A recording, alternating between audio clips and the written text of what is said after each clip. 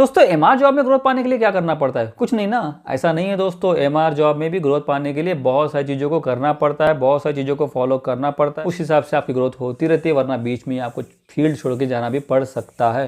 क्या बात कर रहे हैं, ऐसा भी होता है? तो यस दोस्तों, जानना है ना तो उसके पहले मेरे इस चैनल को सब्सक्राइब कर दीजिए, जिससे कि आपको मेरे सारी वीडियोज़ की नोटिफिकेशन मिलते रहे।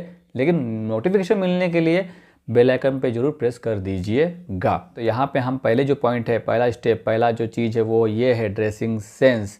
ड्रेसिंग सेंस होना है बहुत जरूरी, इसको ना समझे मजबूरी। अब हम यहाँ पे बात करते हैं दोस्तों दूसरे पॉइंट के ऊपर, वो ये है डिसिप्लिन। आपका डिसिप्लिन में होना है बहुत ज़रूरी, जैसे कि डेली मॉर्निंग में कॉल करना, बॉस को फीडबैक देना, क्योंकि being as a fresher, being as a MR, आपको हर चीज़ को अप टू डेट करना होगा आपके एबीएम को। अब यहाँ पे हम बात करते हैं तीसरे पॉइंट के ऊपर, तो वो ये है डीसीआर, डेली कॉल रिपोर्ट। आपको टाइम टू टाइम सबमिट करते रहना है। अब दोस्तों यहाँ पे हम बात करते हैं चौथे पॉइंट के ऊपर, वो ये है फॉलोअप। लेना है बहुत ज़रूरी। अगर आपको एबीएम कुछ बताता है तो उसको प्रॉपर वे में फॉलोअप कीजिए। कोई भी कैंपेन अगर कंपनी इनिशिएट करती है तो उसको प्रॉपर तरीके से कीजिए। अब दोस्तों यहाँ पे बात करते हैं हम लोग पांचवें पॉइंट के ऊपर, तो वो ये है डॉक्टर लिस्ट आपकी कंप्लीट होनी चाहिए।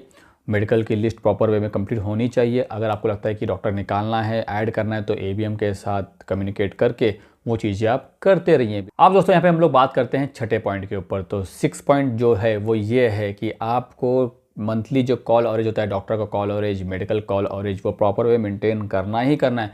अब दोस्तों यहाँ पे हम बात करते हैं 7 पॉइंट के ऊपर, 7वें पॉइंट के ऊपर, जिस पे कंपनी ट्रेनिंग भी लेती है जिसके लिए। तो वो चीज़ क्या है? डिटेलिंग। प्रोडक्ट नॉलेज आपको आना ही चाहिए, डिटेलिंग आपको आना ही चाहिए, प्रोडक्ट नॉलेज आपको प्रॉपर वे में होना ही चाहिए। अब दोस्तों हम लोग यहाँ पर बात करते हैं 8वें पॉइंट के ऊपर, being as a MR, being as a marketing person. ये बहुत ज़रूरी है सर्वे करना, क्योंकि सर्वे बहुत जरूरी, उसी हिसाब से आपको आइडिया आती है डॉक्टर कौन सा ब्रांड लिख रहे हैं, क्या लिख रहे हैं। और दोस्तों 9वें पॉइंट की अगर बात करें तो वो ये है नॉलेज ऑफ एरिया। अगर आपको आपके एरिया का नॉलेज नहीं रहेगा तो आप क्या कर पाएंगे? कौन सा डॉक्टर कब मिलता है, कौन से डॉक्टर की ओपीडी कितनी है, डॉक्टर का फुल नेम क्या है। अब दोस्तों यहाँ पे बात करते हैं हम लोग 10वें पॉइंट की, वो क्या है? मीटिंग। मीटिंग में आपका प्रेजेंस होना है बहुत जरूरी, उसको ना समझे मजबूरी। आपका कंट्रीब्यूशन वहाँ पे होना चाहिए। आपने क्या क्या चीज़ें इनिशिएट की, कैसे की, वहाँ पे आपको खुद को आपको वहाँ पे प्रेजेंस करना पड़ेगा, क्योंकि जो दिखता है वही बिकता है।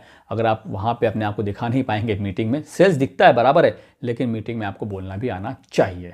अब दोस्तों यहाँ पे बात करते हैं 11वें पॉइंट की, 11th नंबर की बात करते हैं। इससे कंपनी का सेल बढ़ता रहता है, तो वो क्या है?